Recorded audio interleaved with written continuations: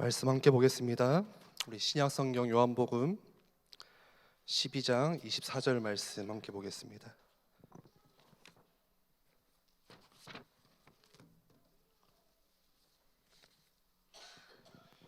요한복음 12장 24절.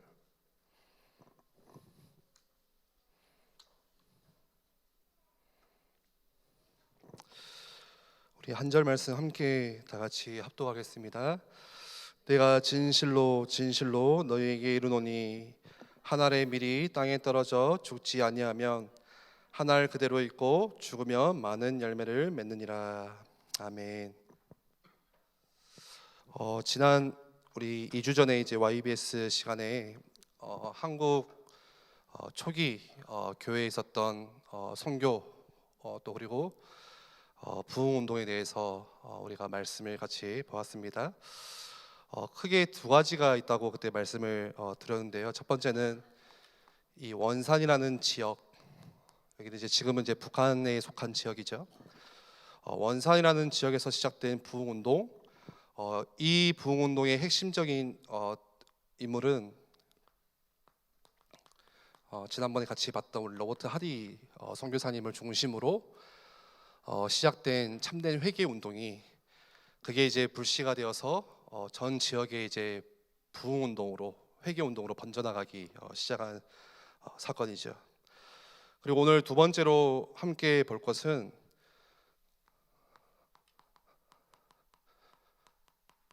이 평양이라는 지역에서 일어난 대부흥 운동인데요. 아마 잘 아실 거예요. 들어보신 분들이 많으셔가지고. 근데 여기에 중심되는 인물은 이제 토마스 선교사님이 중심으로 부흥 운동의 불씨가 일어났다라고 볼 수가 있습니다. 아시다시피 원래 우리나라는 십자가가 없는 곳이죠. 그리고 교회가 세워지지 않는 곳입니다. 그래서 처음부터 우리나라는 자유롭게 자유로운 예배를 드릴 수 있는 그런 환경이 전혀 아니었고, 마치 광야 같이 이 복음이나 교회에 있어서 선교에 있어서 굉장한 척박한 이 땅이 바로 조선 땅, 처음엔 조선 땅이었죠. 불모지 같은 것이죠. 자료화면 하면 오늘 또 좀 준비를 했는데요. 딱딱할 것 같아가지고 한번 띄워주시겠어요? 그런데 이 땅에 처음으로 순교하셨던 선교사님이 들어오셨는데 그분의 성함이 토마스 선교사님. 우리 화면 띄워주시겠어요? 이분의 전체 이름은 이제 로버트 저메인 토마스 선교사님입니다. 그래서 1839년에 태어나셔가지고 굉장히 이른 나이 26, 7때는 1877년에 66년에 이제 순교를 하게 되는데, 우리나라에서 처음으로 순교하신 토마스 선교사님으로 잘 아실 겁니다. 그런데 이분도 그 지난번에 말씀드렸던 이 로버트 하디 선교사님과 같이 굉장히 엘리트와 같은 사람이에요. 이분의 학창 시절을 보면은 14살 때 이제 옥스퍼드 대학에 합격을 합니다. 지금도 옥스퍼드 하면은 영국뿐만이 아니라 전 세계적으로 엄청난 대학이죠. 인류 대학이죠. 근데 14살 때 우리 중학교 지금 1학년 나이에 이제 합격을 하게 돼요. 그리고 제 주변에는 이제 그런 사람들은 없는데 이제 10개 국어를 하는 22살에 이제 10개 국어를 하는 사람, 좀 생각하면 좀 짜증나는 사람이죠. 저는 한 개 국어 한국말도 잘 못하는데 10개 국어를 합니다, 이 선교사님이. 근데 이 선교사님이 이제 하나님의 부름을 받게 되는 거죠. 그때 이제 영국에서 일어난 이제 선교 사역들이 활발하게 일어나가지고 그때 말씀을 듣고, 또 이 선교사님의 아버지가 이제 목사님입니다. 그래서 둘째 아들인데, 그러니까 이제 하나님의 부름을 받고 나는 선교사로 나가야겠다 젊은 나이에 결단을 하게 된 거예요. 20대 때. 집안이 굉장히 유복했습니다. 목사님이었지만, 아버지가 목회자 집안이었지만 집안이 굉장히 잘 살았고, 또 집안 환경이 좋았고, 또 토마스 선교사 이 자신은 똑똑하고 유능한 엘리트, 그러니까 충분히 앞으로 자신의 삶을 누릴 수 있는 사람이고, 떵떵거리면서 세상에서 살 수 있는, 우리가 진짜 봐도 와, 저 사람 진짜 대단한 사람, 우리 주변에 없잖아요 그런 사람들. 그런 사람이에요 이 사람이. 그런데 이제 1864년에 이 캐롤라이라는 여성과 여자와 결혼을 하게 되는데, 이 캐롤라인이라는 여자도 집안이 잘 사는 집안이고 유복한 환경에서 자라났고 정말 아름답고 뛰어난 여자입니다. 우리 두 번째 한번 사진 보여주시겠어요? 굉장히 아름다운 여성인데요. 1864년에 결혼을 하게 돼요. 그런데 중요한 것은 1864년에 결혼해서 언제 선교사로 나가게 되냐? 2달 만에 선교를 가게 됩니다. 결혼하고 2달 만에. 그러니까 여러분 신혼여행을 간 게 아니에요. 선교로 나간 거죠. 그 당시에. 한번 생각해 보세요. 그 순종이 정말로 대단합니다. 내게 능력도 있어요. 또 나에게 어떤 실력도 있습니다. 그리고 돈도 있고 미래도 있는데 그걸 다 포기하고 다 내려놓고 희생하고 내 편안함을 위해서가 아니라 하나님의 나라를 위해서, 하나님의 나라를 이루는 그 뜻을 위해서 중국으로, 이 토마스 선교사님이 원래 한국으로 바로 들어온 게 아니라 중국으로 들어갔죠. 중국으로 선교를 가게 돼요. 결혼한 지 몇 개월 만에요? 2달 만에. 2달이면 신혼이잖아요. 굉장히 행복한 시간이잖아요. 근데 사실 이건 누가 대단한 겁니까? 남자가 대단합니까? 여자가 대단합니까? 물론 남자도 대단하지만 사실 여자가 훨씬 대단한 거잖아요. 그렇죠? 토마스 선교사님이야 본인이 하나님의 부르심을 받았기 때문에 나간 거고, 근데 이 여자분은 결혼했더니 2달 만에 갑자기 선교사로 같이 따라가게 된 거예요. 이 토마스 선교사의 아내였던 캐롤라이라는 여성도 좋은 집안에서 태어나고 유복한 환경에서 자라났어요. 그래서 자료를 보면은 그 여자의 집에서 일하는 사람이 9명이 하인이. 집이 엄청 넓은 거죠. 그 당시에 굉장히 잘 산 거죠. 근데 남편이 토마스 선교사를 따라서 중국이라는 땅에, 영국에서 중국은 굉장히 멀죠. 그 당시에는 훨씬 더 많은 시간이 걸리겠죠. 선교를 같이 따라가게 됩니다. 남편을 따라서. 근데 막상 중국에 가고 나니까 문제가 생겼어요. 어떤 문제냐? 가기 전에 먼저 약속한 게 있었어요. 야, 그래도 우리가 신혼이고 선교사로 가는 게 힘들지만 그래도 중국에서 살 수 있는 집이 있으면 좋겠다. 큰 집도 아니고 그냥 둘이 살 수 있는 집이 있으면 좋겠다. 그거를 이제 선교지로부터 약속을 받고 갑니다. 근데 가서 보니까 집이 있어요, 없어요? 집이 있어요, 없어요? 이렇게 말씀하면 집이 없다고 하겠지만 집이 있어요. 예. 집이 있는데 어떤 집이냐? 사람이 살고 있는 집을. 그러니까 미리 왔던 이 성함이 이제 무어헤드라는 이 선배 선교사의 가정이 사는 그 집을 이제 안내를 해주는 거예요. 같이 살아라. 그러니까 여러분 그 뭐 같이 살면요, 뜻이 같이 맞고 좀 마음이 통하고 하면 훨씬 더 좋겠지만, 이 모에드 선교사님 그 집에 살고 있던 원래 선임 선교사님, 이제 선교 지부장이었죠. 그 선교사님과 토마스 선교사님의 마음이 전혀 맞지가 않아요. 뜻이 안 맞아요. 그러니까 살기가 힘든 거예요. 그러니까 이 모에드 선교사님은 어떤 스타일이냐면은 이런 스타일이에요. 열정도 좋지만 뜨거움을 가지고만은 절대 선교할 수가 없다. 그래서 열정만 가지고 하는 게 아니라 중국에 대해서 문화를 잘 이해해야 되고, 우리가 그리고 이분들과 이 중국 사람들과 교제도 잘 맺고 충분히 사귐을 서로 관계를 맺고 그러면서 친해지면서 이 복음을 전하고 전도를 해야 된다. 이 모에드 선교사님은 이제 그런 스타일이었고, 반대로 이제 토마스 선교사님은 얼마나 뜨겁겠어요. 막 왔으니까 20대고 능력이 있고. 그러니까 아니다. 그냥 그리스도 복음 전하면 된다. 성경에 그렇게 안 나와 있다. 그리스도의 복음 전하니까 3,000명이 돌아오는 게 성경에 나와 있지 않냐.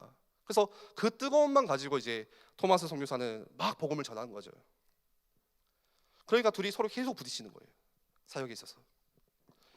그래서 도저히 안 되겠으니까 어느 날은 토마스 선교사가 집을 구해야겠다. 같이 못 살겠으니까. 그래서 집을 구하러 아내에게 이야기를 하고 이제 집을 구하러 나가게 됩니다. 그런데 이때 문제가 생겨요. 어떤 문제가 생기냐? 이 남편 토마스 선교사가 나가 있는 동안에 이 아내였던 캐롤라이 이 아내가 하혈을 하게 되는 거예요. 피를 흘리는 거예요. 그러니까 그 당시에 임신하고 이제 아이를 가진 거죠. 그러니까 이 캐롤라이 부인이 그런데 정말 대단한 게, 그렇게 하혈을 하는데도 힘든데도 아픈데도 얼마나 그 유산의 고통이 큽니까? 그런데 자기 때문에 혹시나 이 남편이 신경 쓰지 않을까, 걱정하지 않을까, 그게 마음에 걸려서 자기가 아픈 힘든 이야기를 이렇게 안 전합니다. 그리고 스스로 그냥 괜찮다, 괜찮아. 그러다가 이제 아이를 유산하게 되는데 그때도 이제 스스로 괜찮아. 그러니까 남편을 위해서 계속 헌신을 하죠. 그리고 이제 토마스 선교사는 아내가 괜찮다고 하니까 남편은 좀 이게 남자들 조금 이렇게 모자래요. 그러니까 여자가 괜찮다고 하면 그게 괜찮은 게 아니잖아요, 그렇죠? 엊그제가 발렌타인데이 때 초콜릿 안 줘도 괜찮아고 안 괜찮은지 알고 들어가면 이제 집안 잠겨 있거든요, 그렇잖아요. 제 이야기 아닙니다. 괜찮은지 알고 계속 집을 구하러 다닌 거예요, 이 토마스 선교사가.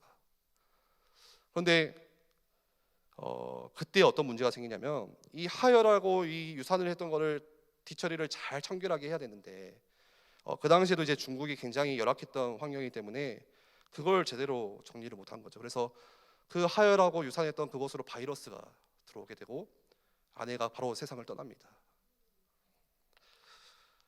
그때 캐롤라의 부인의 나이가 이 토마스 선교사보다 2살 많은 26살. 그러니까 얼마나 사실 억울합니까? 이 토마스 선교사가 한순간에 모든 걸 다 잃어버리는 거예요. 사랑하는 아내도 잃어버리고 뱃속에 있던 자기 자식도 유산해버리고 자기는 하나님의 나라를 위해서 하나님의 뜻을 나는 이루기 위해서 내 모든 것을 다 포기하고 희생하고 큰 비전을 품고 중국에 왔는데 중국에 오자마자 일어났던 일이 자녀가 죽고 아내가 죽고 그래서 그 당시 얼마나 이 토마스 선교사가 큰 충격 쇼크에 빠졌는지 굉장히 힘들어하는 그 시간을 보내게 됩니다. 그런데 그때 이제 키롤라의 부인이 죽을 때 남겼던 유언을 전해 듣게 돼요. 이 토마스 선교사가 남편이 어떤 유언을 남겼냐면 마지막에 세상을 떠나기 전에 내가 지금 이렇게 힘들고 어려운 순간에 있지만 그럼에도 하나님은 나에게 가장 존귀한 분이십니다. 여전히 그 말을 마지막으로 유언을 남기고 이 아내가 떠난 거예요. 사실 여러분 생각해 보세요. 충분히 원망할 수밖에 없는 환경이잖아요. 하나님 왜요? 왜 나에게 이런 일을 허락하십니까? 나는 하나님을 위해 산다고 했는데 왜 내 자녀들을 내 가정을 하나님께서 데려가십니까? 다 포기하고 이 아내도 남편을 따라서 결혼한 지 2달 만에 되지 않는 그 상태에서 아이를 임신하고 얼마나 힘든 몸으로 가족도 집도 멀리 떠나왔는데 그런데 이 아내가 마지막에 남편을 원망하지도 않고 또 그런 하나님을 원망하지 않고 뭐라고 남겼다고요? 여전히 하나님은 나에게 존귀한 분이십니다. 그 유언을 듣고 이 토마스 선교사가 너무 힘들고 아프고 어려운 순간이었지만 이런 고백을 하게 돼요. 어떤 고백을 하냐면 욥기 1장 21절 말씀에 주신 이도 여호와시요 취하시는 이도 여호와시니 오직 그 여호와의 이름이 찬송을 받으시리로다. 물론 너무나도 힘들지만 인생에 씻을 수 없는 너무나도 힘든 상처지만 그 절망스러운 순간을 이 말씀 안에서 조금씩 다시 이겨내기 시작합니다. 그래서 이 토마스 선교사가 한 가지 결단을 한 게 내가 더 이상 여기서는 이제 사역이 힘들겠다 싶어가지고 이제 사역지를 옮겨요. 자리를 옮겨서 지푸라는 중국의 지푸 지금 이제 연태라는 지역인데요. 그 지역으로 이제 무역항이 있는 그곳으로 사역지를 옮기게 됩니다. 그리고 그곳에서 이제 10개국어를 하니까 자기의 이 적성을 잘 살려가지고 무역 온 사람들을 위해서 통역해주고 그렇게 자기 적성을 살려서 또 복음도 전하고 그런 사역들을 이제 시작을 해요. 근데 거기서 이제 무역항이다 보니까 무역사로서 이렇게 통역사로서 일을 하다 보니까 뭐를 느끼게 되냐면요. 이제 이 중국의 연태, 이 지푸라는 지역과 이 조선 우리나라하고 이제 거리가 가까우니까 배가 자주 왔다 갔다 하는데 한국 사람들이 자주 이 조선 사람들이 들어오는 거예요. 왔다 들어가고. 근데 이 토마스 선교사가 가만히 보니까 조선 사람들이 너무 좋은 거예요. 사람이 저기하고 정말 뜻도 맞고 인심도 좋고 그래서 조선 사람들 성품이 너무너나 좋구나. 그래서 그걸 겪으면서 어떤 결정을 하게 되냐면요.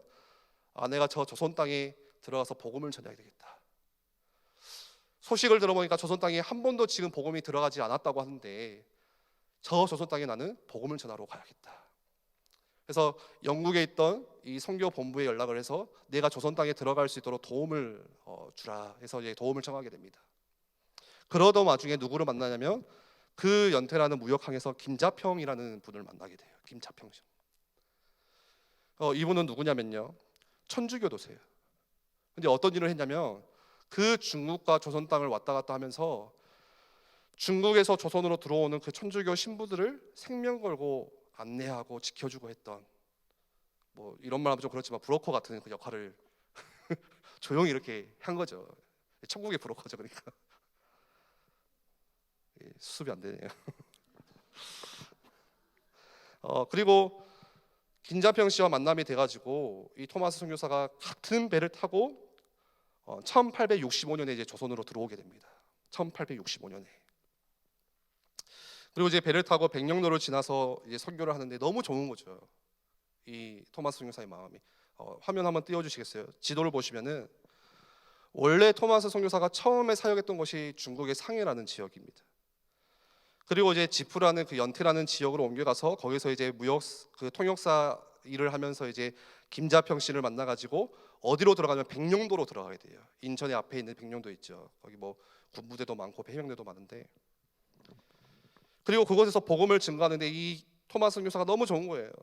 어르신들이 막 복음을 잘 받아요. 그리고 선배들이 막 책을 좋아하니까 막 복음 설명하면 막 좋아하고 잘 듣고. 그래서 이 김자평 씨와 이야기를 하다가, 야, 조선의 수도가 어디냐? 우리 한양으로 가자. 한양에 가서 이 복음을 전하자. 너무 잘 듣지 않느냐? 그리고 한양으로 가려고 하는데 그때 마침 타고 왔던 배가 파선을 하게 됩니다. 이 작은 배를 타고 온 거죠. 그래서 어떻게 하냐? 다시 중국 땅으로 돌아가요. 그래서 중국에서 돌아가서 다시 이 선교할 수 있는 재정비를 합니다. 한양으로 가기 위해서. 그래서 연태로 와서 어디로 가냐면 이제 북경으로 올라가서 거기서 선교 준비를 쭉 하다가 조선에 대한 마음을 품고 계속해서 기도하고 하루 한 날도 잊지 않고 또 선교 준비를 하다가 어떤 소식을 듣게 되냐면 이번에 진짜 큰 배가 들어간다. 그 소식을 듣게 돼요. 그래서 토마스 선교사에게, 야, 이번에 가려면 준비해서 들어가라. 미국의 큰 상선 무역선이 들어가는데 그 배가 지금 조선 앞에 있다더라. 조선으로 들어간다더라.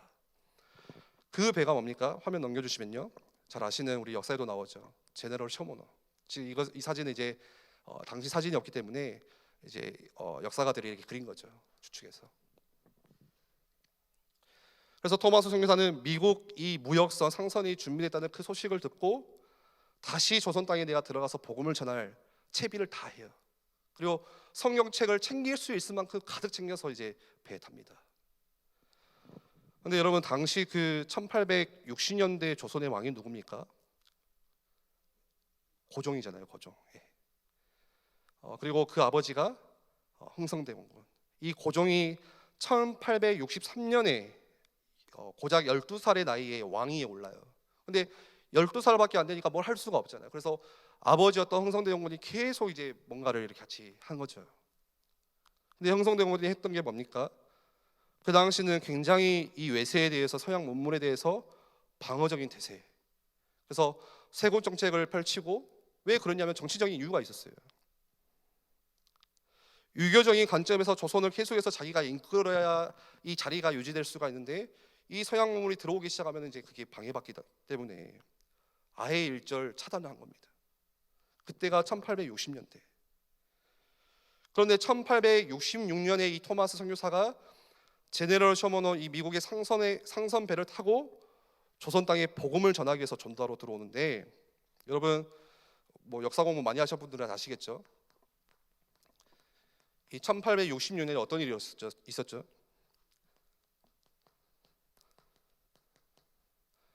지금 역사 시간이 아닌데 이 병인양요라고 해서 병인박해라고도 하죠. 뭐였습니까? 서양 사람들 완전히 그냥 차단하자, 들어오지 못하게 하자. 이 세국 정책을 펼치면서 원래 천주교가 먼저 들어왔어요. 우리 이 땅에, 조선 땅에. 그러니까 천주교도들을 막 이렇게 박해하고 내쫓고 하는 그 일이 1866년에 있었습니다. 그래서 조선 땅의 그 분위기가 안 그래도 안 좋았는데, 지금 이 토마스 선교사가 제너럴 셔머너 그 상선을 타고 조선에 들어오니까 배를 안 받아들이는 거예요. 배 세우지 말아라, 나가라. 계속 경고를 준 거죠. 여러분, 백령도에 왔을 때는 왜 가능했냐면요, 배가 작았기 때문에 가능했어요. 작은 배를 타고 왔기 때문에. 그런데 지금 타고 온 배는 뭐예요? 상선이에요. 무역선이에요. 큰 배를 타고 온 겁니다. 그러니까 상선을 타고 왔다는 것은 무슨 말입니까? 야, 문 열어라 이거잖아요. 야, 우리랑 무역하자. 그런데 조선은 계속해서 싫다, 돌아가라, 배 세우지 말아라, 너네 나라로 돌아가라. 그렇게 다툼이 일어나고 그러다가 결국에 이 제너럴 쇼모나가 불타게 되는 거예요. 다툼이 심해져가지고. 그러니까 불타게 되니까 그 배에 타고 있던 사람들이 다 내리고 도망가고 하는데 딱 한 사람이 남았는데 그분이 토마스 선교사. 왜요? 성경책 구하려고 자기가 가져와. 그래서 자기가 할 수 있는 한 불타지 않은 성경책을 다 챙겨가지고 계속 육로로 던지는 겁니다. 화면 보여주시겠어요? 아마 이 순교 그림은 많이 보셨을 건데요. 이제 배가 불타니까요, 사람들은 막 도망가고 막 흩어지는 거예요. 근데 이 토마스 선교사님이 계속해서 불타지 않은 그 성경책을 배 밖으로 던지고 끝까지 다 던지고 나서 배에서 내리는데 그때 누가 기다리고 있냐? 조선 군병들이 다 기다리고 있고. 그런데 이 토마스 선교사가 거기에서 뭐 변명을 하지 않습니다. 어떤 이유를 대지 않고 바로 복음을 전해요. 야소 믿으시오, 야소. 야소가 그 당시에는 예수 믿으시오, 야소 믿으시오. 그러다가 그 군병의 창에 찔려가지고 성경책을 전달할 때 그 가슴팍을 찌르고 우리나라 조선의 최초의 순교자가 바로 토마스 선교사님으로 우리는 알고 있죠. 1866년에. 다음 화면 보여주시면요. 그 당시 이제 그 토마스 선교사를 찔렀던 죽였던 그 조선 군사의 병사의 이름이 박충곤이라는 사람인데요, 관리인데요. 그런데 이 사람이 토마스 선교사의 마지막 모습을, 죽기 전에 마지막 모습을 기억하고 집에 돌아와서는 이야기를 하는 거예요. 야, 아내에게 그런 이야기를 하는 거예요. 야, 나 오늘 이상한 일이 있었다. 서양 배가 들어와가지고 배가 타가지고 우리가 막 이렇게 핍박을 하는데, 공격을 하는데, 막 물리치고 있는데 갑자기 어떤 서양로 한 사람이 야소 믿으시오, 야소 믿으시오 이러면서 성경책을 막 이렇게 던져주더라. 그래서 그 사람을 찔렀는데 그 사람이 마지막에 어떤 표정을 하고 있냐면, 한번 화면 보이세요? 울고 있습니까? 화나 있습니까? 아니면 웃고 있습니까? 얼굴이 미소가 있는 거예요. 그래서 그 박충곤 씨는 그게 너무 이상하다는 거예요. 너무 특이하다는 거예요, 그게. 그래서 집안에서 자기 아내에게 고백했다는 그런 기록이 있는데요. 여러분, 제가 질문하겠습니다. 여기까지 보시면 이 토마스 선교사의 사역과 선교가 실패입니까? 성공입니까? 열매나 응답이 있었습니까? 아니에요. 실패라고 볼 수 있어요. 실제로 그렇게 여겨졌습니다. 젊은 시절에 촉망받던 그 유능한 엘리트가 옥스퍼드 대학을 14살에 합격하고 10개국어 하는 그 젊은이가 자신의 고국을 위해서도 충분히 많은 일들을 업적을 남길 수 있음에도 불구하고 다 포기하고 다 버리고 중국으로 갔다가 중국에서 아내를 잃고 자기 자녀를 유산하고 다시 조선 땅으로 왔는데 가자마자 어떤 선교 사역도 펼쳐보지 못하고 성경책만 던지고 바로 창을 맞은 거예요. 27살의 나이에. 여러분, 솔직하게 이게 의미가 있습니까? 그 전능자의 근원이라는 책을 보시면요, 짐 엘리엇의 선교사에 대해서 이렇게 이야기가 쭉 나와 있죠. 기록되어 있죠. 그 당시에도 미국에서 뭐라고 이렇게 타임즈에서 이야기를 했냐면, 이게 무슨 개죽음이냐, 이렇게 젊은 의사들이, 그 젊은이들이 가가지고 한 번도 가보지 않은 그 부족에 들어가서 거기서 복음을 전하는 게 무슨 의미가 있냐, 가지 말라고 했는데 왜 갔냐, 가지 말라고 그렇게 말렸는데 왜 가서 복음을 전하다가 죽고 나라가 힘들어지고, 왜 오히려 선교문을 막아버리고, 이거는 잘못된 선교 방법이다, 안 그래도 관계가 안 좋은데 왜 막고 있는데 들어가냐, 막 그런 일들이 있었습니다. 똑같았어요. 근데 여러분, 사람의 인생은요, 우리가 그 순간만 보면 안 되는 거잖아요. 여러분, 지금 나의 인생에 있어서 그 당시에 그 지금 일어난 일만 보는 게 아니라 하나님은 알파와 오메가, 처음과 나중 되시고 영원이라는 것을 보세요. 그러니까 반드시 하나님은 그 순교자를 위한 열매가 예비되어 있는 겁니다. 그 사람이 살아있을 때 보는 게 그 열매가 전부가 아니라 역사 일에 앞으로 얼마만큼 하나님께서 어마어마한 응답을 주시는지. 그래서 우리가 이 토마스 선교사의 죽음이 과연 실패인가 성공인가, 어떻게 뭐를 통해서 가늠할 수 있는 거예요? 열매를 보면 알 수가 있는 거예요. 우리도 마찬가지입니다. 여러분들의 사역과 여러분들의 인생이 진짜로 쓰임 받았느냐 못 받았느냐를 뭐를 통해서 알 수 있냐? 열매를 통해서 드러나는 거예요. 근데 그 열매가 지금 내가 뭐 사역을 하니까 이렇게 잘 됐다, 내가 지금 이렇게 헌신하니까 교회가 이렇게 됐다, 그 열매를 말하는 게 아닙니다.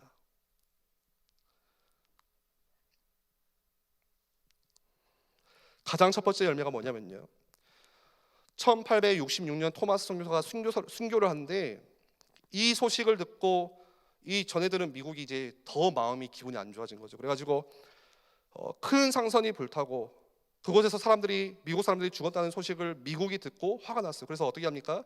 그 사건으로 인해서 1871년에 어떤 일이 일어나죠? 미국이 쳐들어오는 거예요. 그게 신미양용이죠.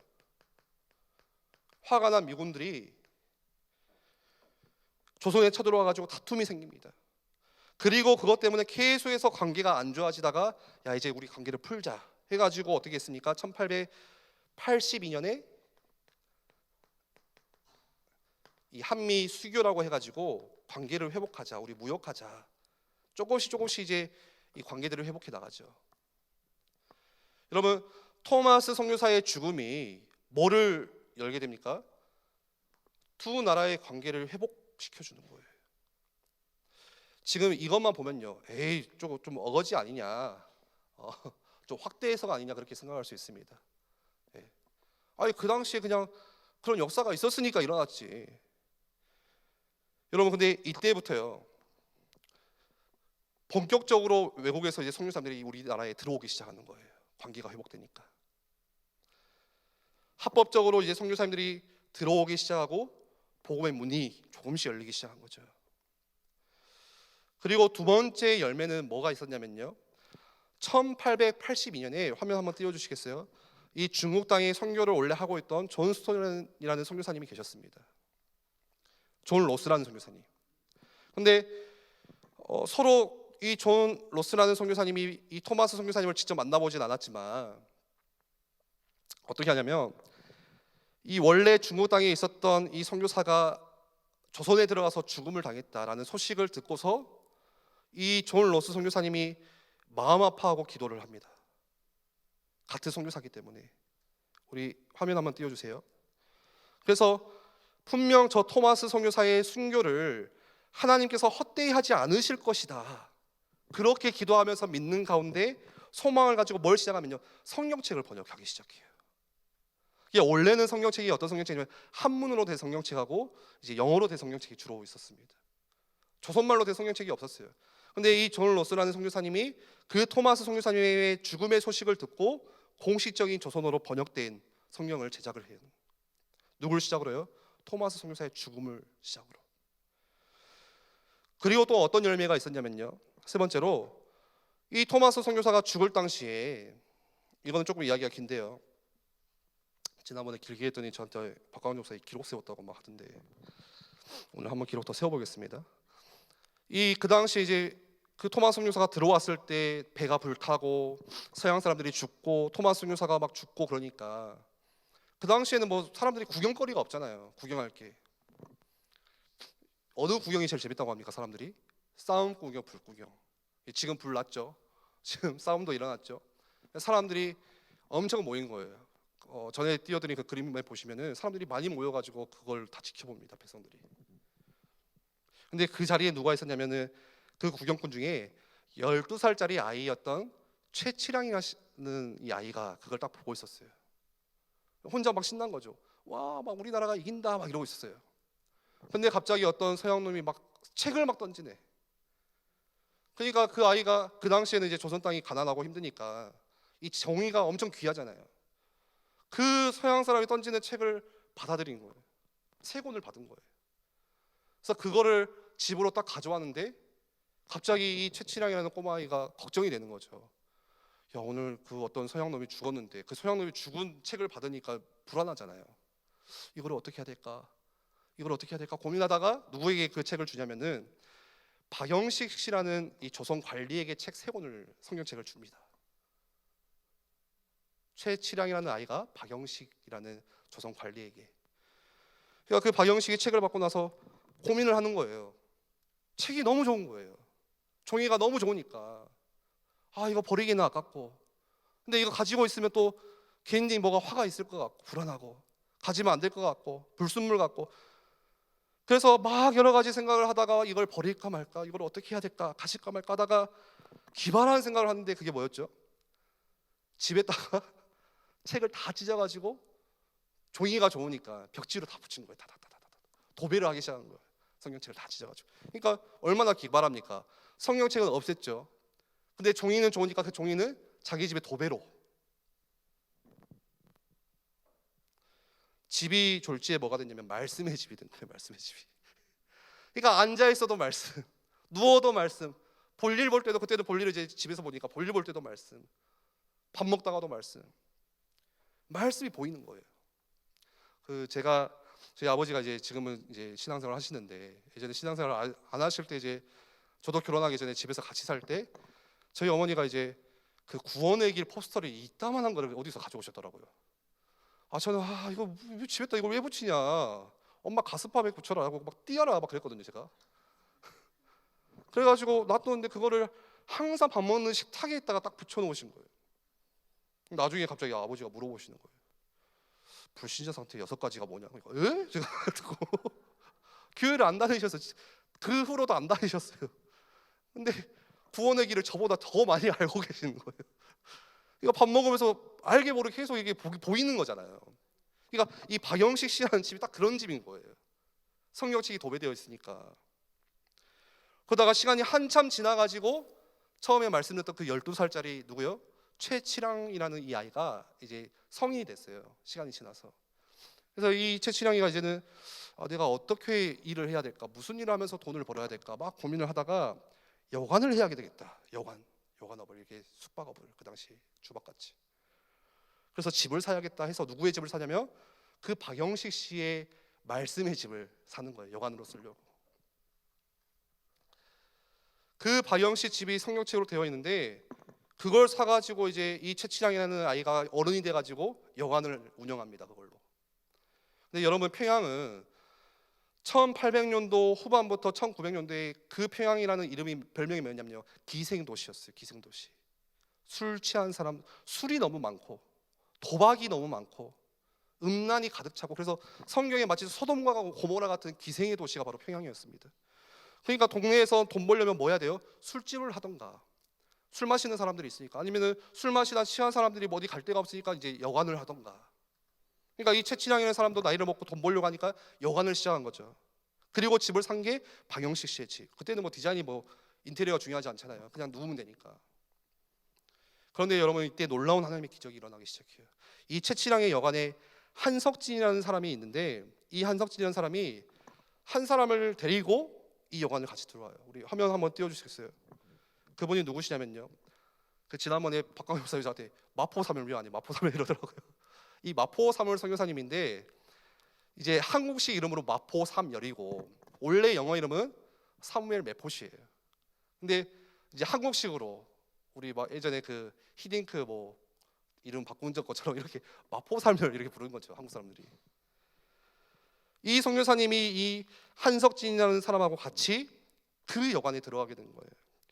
여러분, 이 선교사님이 1882년에 이 한미 수교가 있고 나서 1890년에 조선 땅에 들어오거든요. 좀 관계가 회복되고 나서. 이때 또 누가 들어왔죠? 로버트 하디 선교사님도 1890년에 들어왔어요. 그러니까 토마스 선교사님이 순교한 지 24년의 시간이 지난 뒤에 선교사님들이 하나씩 들어오는데, 이 마포 사무엘, 이 사무엘 메포 선교사님도 들어온 거죠. 그래서 이 선교사님이 1890년에 들어와가지고 평양에 대한 꿈을 가지고 들어온 거예요. 평양에서 나는 복음 전해야겠다. 들어보니까 평양이 가자가 악하고 술이 맨날 취해 있고 사람들이 그렇게 음란이 가득하고 기생의 도시라는 소리를 들었기 때문에 저 기생의 도시에서 나는 복음 증거해야 되겠다. 그래서 이 마포 사무엘 선교사님이 들어갑니다. 그런데 속으로는 두려운 거예요. 여러분 그러잖아요. 우리가 선교할 뭐 사역을 할 때 믿음이 뜨겁지만 또 뭐도 있어요? 두려운 마음도 같이 있어요. 이 어떤 두려움이 있었냐? 아니 이곳은 복음의 불모지고 복음이 들어가지 않은 도시이고 예수님을 믿는 곳이 아니고 기생의 도시이고 그렇게 음란이 가득하다는데 이곳에서 과연 복음이 전해질 수 있을까? 이곳에서 과연 사람들이 복음을 들을까? 그래서 그 두려운 마음을 가지고 있다가 이 한석진이라는 사람하고 여관을 들어가는데 그 여관이 어떤 여관이에요? 말씀의 집. 이 성령책이 도배된 그 여관에 딱 들어가자마자 뭐가 보입니까? 성령사님이 깜짝 놀란 거예요. 와, 내가 착각했구나. 나는 한 명도 복음에 듣지 않은 곳이라고 생각했는데 복음의 불모지로 왔다고 생각했는데 하나님은 이미 이곳에 복음의 집, 말씀의 집을 준비하고 계셨구나. 나는 두려운 마음을 가지고 이곳에서 복음이 전해질까 그 꿈을 가지고 왔지만 여전히 내 마음에 뭔가 두려움이 사로잡고 있었는데 그 순간에 마음이 편안해지고 그 순간에 꿈이 더 확실해지고 그 순간에 확신을 얻게 되고 아, 이곳을 분명히 하나님께서 쓰시겠구나. 이곳에 분명히 부흥의 빛이 일어나겠구나. 그리고 나서 그 여관을 이제 베이스로 삼아가지고 본격적으로 복음을 전하기 시작하는 거예요. 거기서. 근데 복음을 전파하니까요, 신기해요. 사람들이 마치 막 스펀지에 물을 흡수하듯이 복음을 쭉쭉 빨아들이는 거예요. 주변 사람들이. 왜 그럴까요? 20년 전에 누가 성경책을 던졌어요? 토마스 선교사님이 성경책을 던졌죠. 근데 사람들이 알게 모르게 그거를 다 꿈쳐놓고 집에 와서 읽어보고 이게 무슨 말일까? 아, 좋은 말이구나. 그리고 또 읽어보다가 궁금하기도 하고. 그런데 한 선교사님이 들어와가지고 그 복음을 증거하는데 심심해서 막 책을 읽었던 사람들이 그냥 좋은 말이구나 생각하고 있었는데 이 마포 사무엘 선교사님이 복음의 핵심이 바로 말씀의 핵심이 예수 그리스도십니다 라는 것을 전해주니까 사람들이 그제서야 아, 이 말씀이 그 말씀이구나. 하나님의 역사 가운데 성령의 역사 가운데 깨달아지기 시작하는 거예요. 사람들이. 그래서 복음을 막 듣기 시작하고 사람들이 모여지기 시작하고 여러분 놀라운 부흥이 그 속에서 하나씩 일어나기 시작했습니다. 여러분 이런 비슷한 일이 어디에도 있었죠? 지난 우리 담임 목사님께서 신구약 중간사를 할 때 그때도 똑같았잖아요. 헬라 시대에서 로마로 막 넘어가기 전에 이 애굽 지역에서 이 프톨레 왕조 2세가 뭘 만들었습니까? 헬라화를 시키려고 성경을 다 헬라어로 번역했어요. 70인역으로. 나중에 바울이 누가 이득을 봐요? 바울이 이득을 봤어요. 나중에 복음 들고 로마에서 유럽에서 복음을 전하니까 사람들이 뭐라고 합니까? 아는 말씀, 들었던 말씀으로 알고 있는 거예요. 이미 복음을 들어봤고 그러니까 복음의 빛이 더더욱 크게 확산되었잖아요. 여러분 이런 일이 조선 땅에서도 있었습니다. 이 사무엘 모페 선교사님이 처음으로 내가 복음을 전하고 있다고 생각을 했어요. 그래서 마음이 두려웠어요. 그런데 가서 보니까 이미 말씀을 읽고 그곳에 이미 말씀을 들었고 알고 이미 마음의 문이 열린 사람들이 준비되어 있던 거예요. 그래서 그곳에 불이 일어나기 시작하고 사람들이 점점 모여지기 시작하고 그리고 사람들이 예배하기 시작하는 거예요. 그래서 사람들이 너무 많이 몰려오니까 이 선교사님과 우리 사역자들이 안 되겠다 싶어가지고 어디서 예배를 드리기 시작하냐? 말씀의 집, 그 여관에서 예배를 드리기 시작합니다. 교회로 만들자 여기서 우리 같이 예배하자. 그래서 그 여관이 교회가 됐는데 그 교회 이름이 뭡니까? 아마 들어보셨을 거예요. 널다리굴 교회. 그리고 그 교회가 나중에 평양의 대부흥을 일으켰던 장대영 교회로 바뀝니다. 변하게 되죠. 여러분 장대영 교회는 평양의 대부흥을 일으키는 여전히 지금도 세계 부흥의 역사에 기록되어 있는 교회예요. 한번 생각해 보세요. 토마스 선교사가 던졌던 그 성경책이 죽음을 당했고 그 성경책이 조선 관리였던 박영식 집에 도배되기 시작했고 그리고 그 어린아이였던 최치량이 커가지고 그 집을 여관으로 사가지고 운영을 하다가 어느 날 그 여관에 마포 사무엘 모페 선교사님이 묵게 되고 그리고 그 여관이 나중에 평양 대부흥의 거점이 되었던 장대영 교회가 됩니다. 놀랍지 않으십니까? 많이 안 놀라시는 것 같은데요. 이 사무엘 모페 선교사님이 이 널다리굴 교회를 거점 삼아가지고 목회를 시작하고 선교를 하다 보니까 뭐를 세우게 되냐면 이제 화면 띄워주시겠어요? 평양신학교를 세우세요. 우리나라 최초의 신학교. 그래서 이 평양신학교가 나중에 지금은 뭘죠? 장로의 신학교에서 장신대라고 하죠. 우리 화면 한번 띄워주세요. 그 당시가 이제 1901년에 평양신학교를 세우게 됩니다. 그리고 그 장신대에서 이제 조선인들 중에는 최초로 대한민국의 목사 안수를 받고 최초의 목회자가 7명이 세워져요. 그래서 아마 아실 분들도 있을 거예요. 뭐 제주도에서는 유명한 엄청 뭐 영웅처럼 여겨지는 뭐 이기풍 목사님, 또 그리고 우리들 잘 아는 이제 길선주 장로님 같은 분들, 그런 분들이 이제 그 당시에 처음으로 목회자로 세워지죠. 화면 좀 띄워주세요. 그리고 이 널다리굴 교회가 이 평양 대부흥 운동을 일으키는 이 장대영 교회로 이제 바뀌게 됩니다. 여러분, 이 토마스 선교사님을 죽였던 사람의 이름이 누구였죠? 박충권 씨. 이 사람이 집에 와가지고도 이상하다. 오늘 내가 서양놈을 한 명 죽였는데 그 사람 표정이 좀 이상하더라. 그걸 아내에게 이야기를 했죠. 그리고 시간이 한참 지났습니다. 널다리굴 교회가 영안에서 교회로 바뀌게 되고, 그 박충권 씨가 뭘 듣게 되냐면, 여러분 지금은 그게 조금, 지금은 없죠. 근데 항상 교회에서 새벽 아침을 울릴 때 뭘 울렸습니까? 종을 울렸어요. 그거 교회마다 종탑이 있었잖아요. 종탑. 예전에 저희 교회도 이제 종탑이 있었죠. 여기 종탑을 치는데 아침마다 이제 새벽 아침을 알리는 그 종소리가 울리는데, 이 토마스 선교사를 죽였던 이 박충권 씨라는 사람의 가슴이 종소리를 들을 때마다 너무 괴롭더래요. 막 가슴이 찢어지는 것 같고, 복음을 들은 사람도 아니에요. 무슨 이유인지 모르겠어요. 그냥 막 너무 힘들어가지고 그 종탑 앞에 달려가서 나중에는 흐느껴 울면서 자신의 죄를 막 회개하기 시작하는 거예요. 제가 사람을 죽였고. 그러면서 그 토마스 선교사를 죽였던 박충권 씨도 예수님을 믿고 그 널다리굴 교회의 교인으로서 평생을 이제 헌신합니다. 여러분, 굉장히 작은 것 같지만 그 토마스 선교사의 죽음이 선교사들이 들어갈 수 있는 복음의 문을 열기 시작했고요.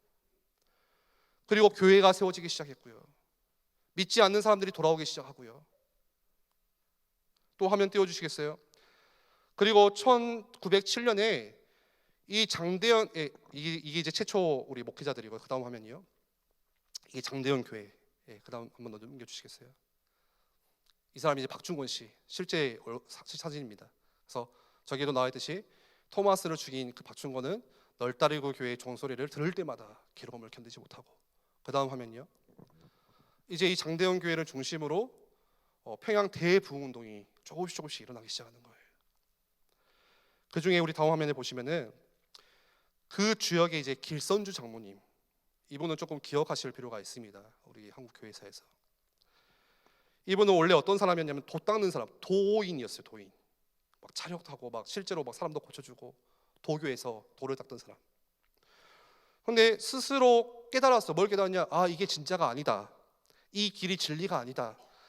그래서 그걸 가지고 나는 나라를 바꿀 수도 없고 사람을 바꿀 수 없다는 것을 깨닫고 큰 절망 가운데 있었습니다. 그러던 중에 자신의 친구였던 김종서라는 친구에게서 복음을 들어요. 그런데 복음을 받지 않았는데 철로역정의 책을 읽으면서 예수님을 영접하기 시작해요. 그런데 1890년에 들어와서 이 선교 사역을 원래 하던 로버트 하디 선교사님, 그 선교사님의 이 원산이라는 지역에서 일어났던 뭐였죠? 회개운동. 그 회개운동으로 시작된 부흥의 불이 어디까지요? 평양에까지 이제 붙여지기 시작하면서 길선주 장로님도 그 영향을 받게 됩니다. 그래서 길선주 장로님도 회개에 대해서 깨닫기 시작하는 거예요. 그리고 이 당시에는 여러분 우리나라만 부흥이 있었던 게 아니라 혹시 들어보셨을까요? 영국의 웨일즈에서 일어난 각성운동이 있었어요.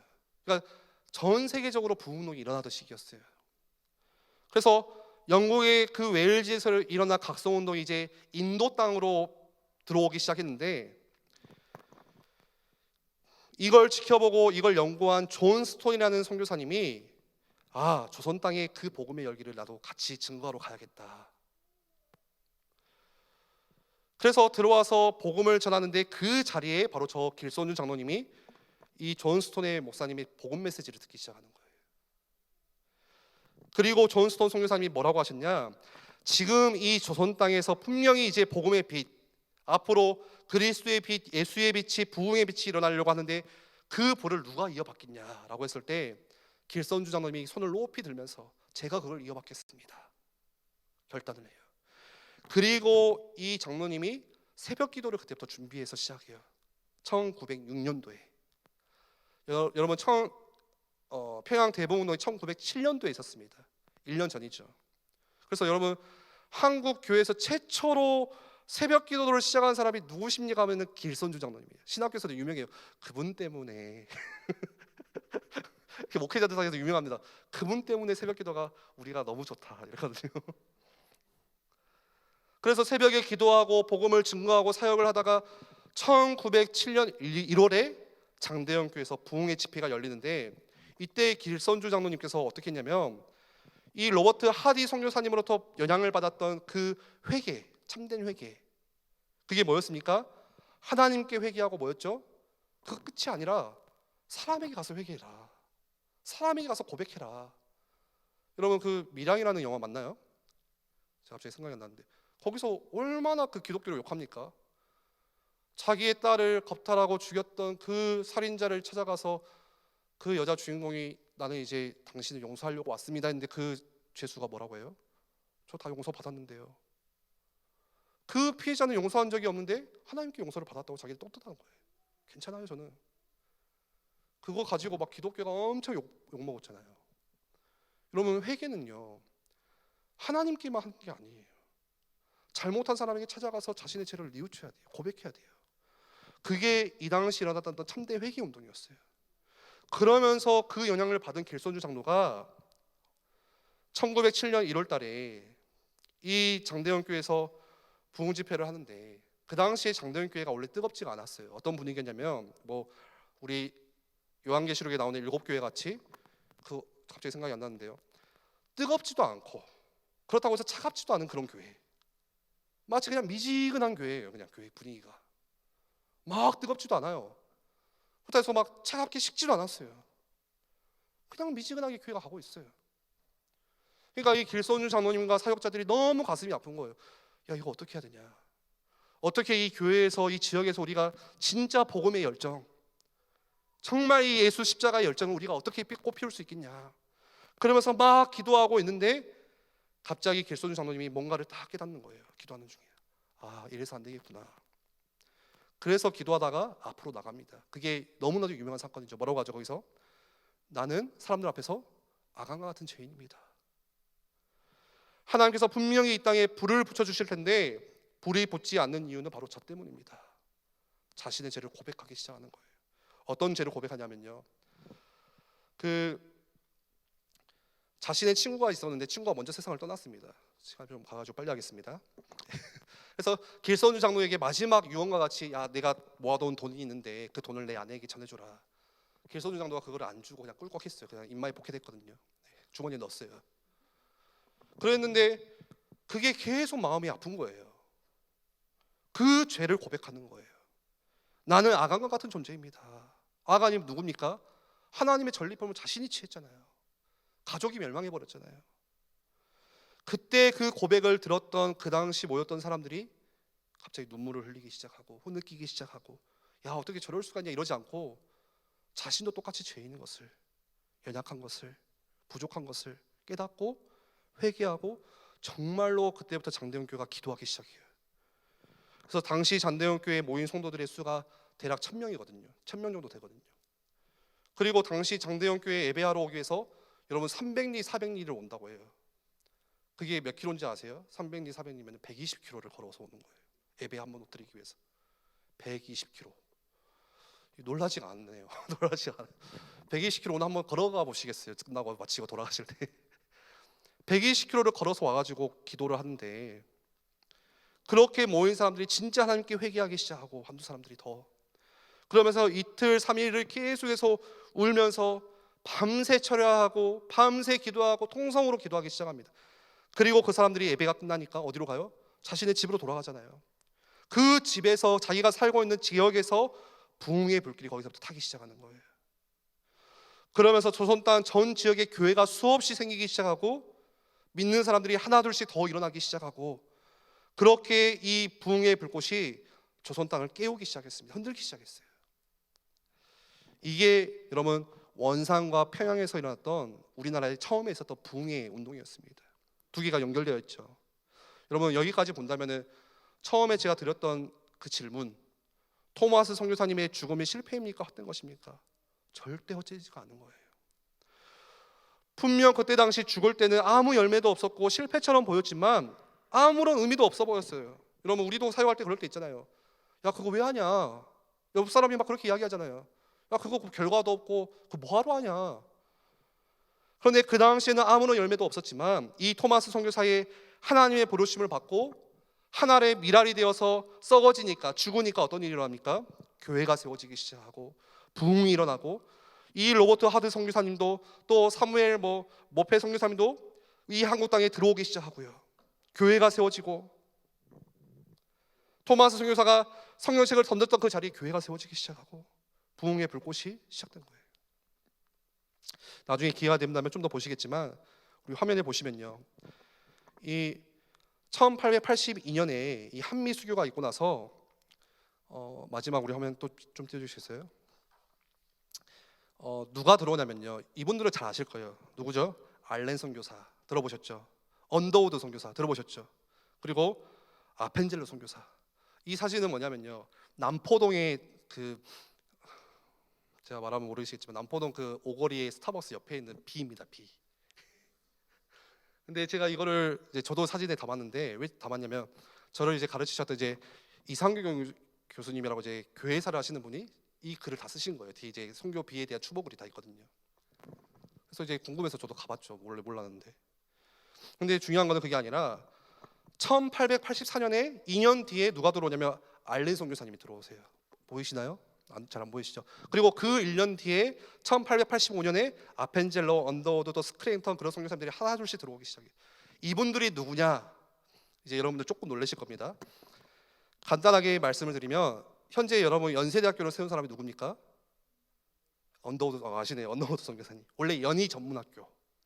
그게 지금 연세대학교가 됐고요.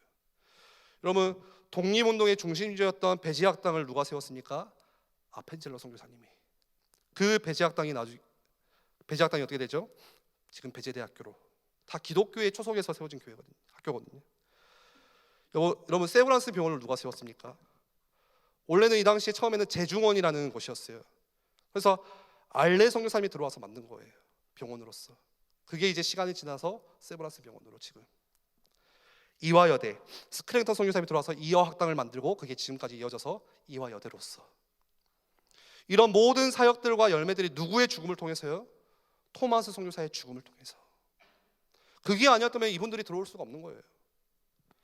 이 토마스 선교사의 죽음으로 인해서 미국과 관계가 약화되기 시작하고, 그러면서 그 관계가 풀어지면서 한미 수교가 세워지고 그 다음에부터 선교사들이 계속해서 조선 땅에 들어오기 시작하고 학교를 세우고 교회를 세우고 병원을 세우고 사람들을 가르치고 사람들을 고쳐주는 일을 하기 시작한 거예요. 선교사님들이. 그래서 기생의 도시였던 그 평양이 나중에 어떻게 됩니까? 복음의 도시, 동방의 예루살렘이라고 들어보셨죠? 그런 별명을 얻게 됩니다. 우리 마지막으로 오늘 읽었던 요한복음 12장 24절 말씀 한 번만 같이 더 읽어보겠습니다. 내가 함께 읽겠습니다. 진실로 진실로 너에게 이르노니 한 알의 밀이 땅에 떨어져 죽지 아니하면 한 알 그대로 있고 죽으면 많은 열매를 맺느니라. 여러분 한 젊은이의 그 젊은 죽음이 당시에는 사람들이 의미 없다고 여겨질 수 있고 실패라고 생각할 수 있고 아무런 열매도 없다고 생각했던 그 죽음이 그 밀알 하나가 땅에 떨어져 죽음으로 말미암아 어떻게 됐습니까? 오늘날 교회가 세워졌고, 여러분 주변 사람들을 보세요. 우리 성도님들 보세요. 어떻게 만났겠습니까 우리가? 그렇잖아요. 저와 여러분들이 어디서 만났겠어요? 어디서 만났겠어요? 뭐 이바동 관장동에서 만났을까요? 네? 뭐 식당에서 만났어요? 그런 법이 없어요. 교회가 세워짐으로 말미암아 우리가 그리스도의 자녀로서 하나님의 자녀로서 부름받아서 지금 함께 예배하고 이 밤에 같이 기도하고 찬양하는 것입니다. 그 젊은 선교사의 죽음으로 말미암아 지금은 우리나라가 어떤 나라가 됐어요? 가장 많은 선교사를 파송하는 나라예요. 선교 강국. 미국보다 더 많은 선교사를 파송합니다. 인구 대비. 그러니까 숫자가 많은 게 아니라 인구 대비로 훨씬 많은 선교사를 우리나라가 지금 파송하고 있어요. 여러분 기독교의 핵심이 뭡니까? 기독교의 핵심은 딱 그거예요. 죽어야 사는 거예요. 예수님께서 십자가에서 그리스도로 죽으심으로 말미암아 우리가 나음을 얻고 사망에서 생명으로 옮겨졌습니다. 갈라디아서 2장 20절 말씀에 내가 죽을 때 누가 사는 거예요? 내 안에 그리스도 되시는 예수가 사는 거예요. 죽음으로 사는 거예요. 오늘 또 지난 우리 이 강의들은요, 그 이상규 교수님이 썼던 이 한국교회사 책을 많이 좀 참고하고 발췌를 했습니다. 여러분 더 뭔가 궁금하고 좀 여기에 대해서 나도 더 알아봐야겠다 하시면 유튜브 보시면 정말 많이 있어요. 자료들이 그냥 한국교회에 대해서 치시면요. 저는 그 이번 주에 이제 작은 아버지가 돌아가셨어요. 이제 조금 안 좋게 돌아가셨는데, 그래서 고모를 장례식장 가서 제가 초등학교 2학년 때 보고 지금 벌써 30년 넘게 시간이 지났죠. 30년 넘은 시간 동안 이제 우리 고모들도 만나고 사촌들도 만났어요. 이번 주에 이 YBS 딱 준비하다 보니까 참 이게 마음에 뭔가 그 다가오는 어떤 뭐라 해야 될까요? 어떻게 복음을 전해야 될까 이분들에게. 처음에는 마음에 지금 또 헤어지면 다 타지에서 사니까 또 만날 기회가 없어 보이는 거예요. 복음을 지금 전해야 되나? 아니면은 더 관계를 맺고 좀 이따가 전해야 되나? 막 그런 고민을 하다가 이번 주에 이 YBS를 조금 책을 읽고 보다가 내가 사는 게 아니라 내가 죽어야 되는 것이구나. 여러분 믿지 않는 여러분들의 형제들과 가정과 우리 가문들이 있을 겁니다. 그분들에게 우리가 어떻게 생명의 복음을 전합니까? 내가 죽을 때 사는 거예요. 여러분 우리는 너무 살려고 해요. 너무 내가 살려고 해요. 너무 내 이름을 드러내려고 해요. 너무 내 아는 것을 드러내고 싶어 해요. 너무 내 것을 남기고 싶어 하고, 너무 내 것을 가지고 싶어 하고, 그게 우리들의 원래 본성이고 모습이에요. 하나님을 떠나. 그런데요, 주님이 내 안에 들어오실 때, 나를 위해서 희생하시고 죽으셨던 그 예수님이 우리 안에 있음으로 말미암아 우리도 어떻게 해야 됩니까? 예수님과 같이. 그래서 오늘 또 그 찬양을 한참 들었는데 미랄이라는 찬양이 있습니다. 한 알의 미랄되어 내가 썩어지리니 예수님의 뜻대로 예수님처럼 살아가게 하소서. 여러분 우리 에일교회가 그런 삶 쉽지 않잖아요. 사실 저는 그렇겠습니까? 얼마나 어려운지 몰라요. 그런데 여러분들 살려고 하지 마시고 죽으려고 하세요. 기독교는 죽음을 준비하는 사람들이에요. 어떻게 내가 잘 죽을 수 있을까? 내가 무엇을 남겨야 될까? 우리 자녀들에게. 여러분들이 죽을 때 근데 신기하죠. 생명이 살아나요. 그 죽음이 여러분들 토마스 선교사의 죽음이 한 나라에 지금에까지 앞으로까지 복음이 들어왔던 것처럼 여러분들의 모든 가정과 또 친구들과 우리 이웃들과 또 우리 학교 현장 지역마다 반드시 그 믿음 가지고 서시기를 바랍니다. 한번 같이 기도하겠습니다. 사실 우리는 죄인이잖아요. 아무런 의미 없는 죄인이에요. 그런데 이런 우리조차 나를 위해서 예수님께서 죽으심으로 말미암아 우리가 살게 되었습니다. 여러분 우리가 예수를 믿는다는 것은 뭡니까? 예수 믿어가지고 공부 잘하는 게 아니에요. 예수 믿어가지고 키 한 자락 더 커지는 것도 아니에요. 예수 믿어가지고 돈 많이 버는 것도 아니고, 예수 믿어가지고 병 고치는 것도 아니에요. 뭐예요? 사망에서 생명으로 옮겼느니라. 살게 될 수 있는 영생의 축복을 우리에게 주신 겁니다. 하나님과 함께. 그래서 우리가 그리스도와 함께 죽을 때 아무것도 아닌 죄인이었던 쓸모없는 우리였지만 내가 그리스도와 함께 죽을 때 하나님은 나를 하나님의 나라를 위해서 생명을 살리는 귀한 도구로 사용하십니다. 이 믿음 가지고 하나님 제가 먼저 바뀌게 하여 주시옵소서. 한번 기도할 때 하나님 제가 바뀌게 하여 주시옵소서. 바뀌지 않는 환경을 탓하지 않고, 바뀌지 않는 우리 아이들을 탓하지 않고, 바뀌지 않는 지금 내 여러 가지 현실의 모습을 탓하지 않고, 하나님 내가 예수 안에서 바뀌게 하여 주시옵소서. 성령의 열매로 내가 바뀌게 하여 주시옵소서. 제가 먼저 죽는 하나의 미랄로 썩어지는 하나님 그 순교자의 정신을 나에게 허락하여 주시옵소서. 우리 그렇게 같이 기도하겠습니다.